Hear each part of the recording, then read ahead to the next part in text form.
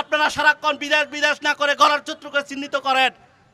গড়ার সূত্রকে চিহ্নিত করতে পারলে ঐক্য সংহতি এমনি চলে আসবে। এ দেশের মানুষ বারবার প্রমাণ দিয়েছে।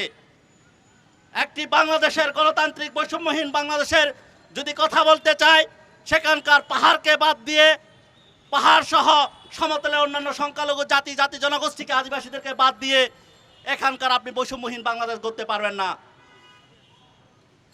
শেখ মুজিব যে ভুলটা করেছে, এখানকার উগ্র বাঙালি জাতীয়তাবাদ চাপিয়ে দিয়ে অন্যান্য অস্বীকার করে দিয়ে যে ভুলটা করেছে, সে ভুলে পা দিচ্ছেন। আমরা স্পষ্ট বলতে চাই, এখানকার সরকার থেকে শুরু করে যারা প্রশাসনের মদত আছেন তাদেরকে বারবার বলতে চাই, আমরা দেখেছি অভ্যুত্থানের পরেও এই পুলিশের বন্দুকের নল জনগণের দিকেই, তার বন্দুকের নল পরিবর্তন হয় নাই। সেই শ্রমিক মেরেছে, পাহাড়ে মেরেছে। তাহলে আমরা যেই স্বাধীনতার কথা বলেছিলাম, এই স্বাধীনতার স্বাদ কি আমরা পেয়েছি? এই স্বাধীনতার স্বাদ পাইনি। আজকে এই সরকার, যে অন্তর্বর্তীকালীন সরকার, যাদেরকে বলা হয় অভ্যুত্থানের সরকার, আমরা মনে করেছিলাম বাংলাদেশ থেকে হয়তো আর বৈষম্য স্বপ্নটা চিরতরে মুছে যাবে। কিন্তু আমরা কি দেখতে পেলাম?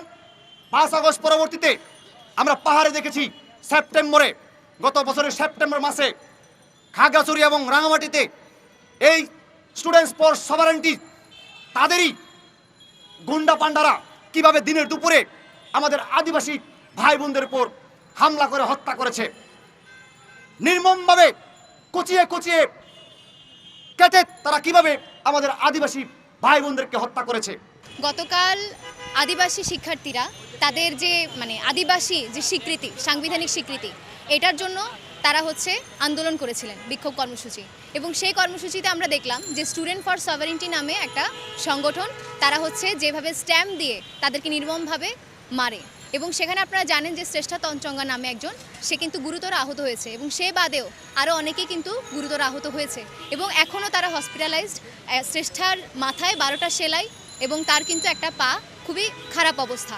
তো এই যে এই ঘৃণ্য যে এই যে কাণ্ডটা, এটার প্রতিবাদে আজকে আমরা সাধারণ ছাত্ররা কিন্তু আজকে আমরা আন্দোলন করেছিলাম। এবং আমাদের মিছিলটা রাজু ভাস্কর্য থেকে শুরু হয়ে আমরা এখানে শিক্ষা ভবন পর্যন্ত আমরা যখন আসি, এখানে পুলিশের ব্যারিকেড দেওয়া ছিল। সেই ব্যারিকেড ভেঙে আমরা যখন সামনে যাই, তখন পুলিশ আমাদের ওপর লাঠিচার্জ করে।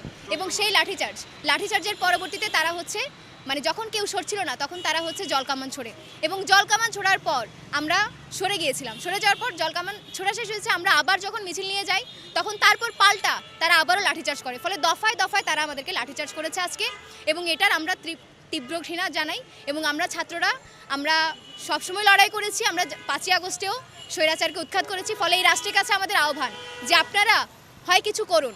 আপনারা এই কাণ্ডগুলো ঘটছে, আমরা 5ই আগস্টের পরে দেখেছি এখানে শ্রমিকরা আহত হয়েছে, এখানে ছাত্রদের উপর হামলা হচ্ছে, দফায় দফায় হামলা হচ্ছে। ফলে আজকে আমাদের দাবিটা কী ছিল? গতকালকে ঘটনাটার প্রতিবাদে আজকে আমরা আন্দোলন করেছি। ফলে এটা একটা যৌক্তিক দাবিতে কেন পুলিশ আমাদের উপর লাঠিচার্জ করবে?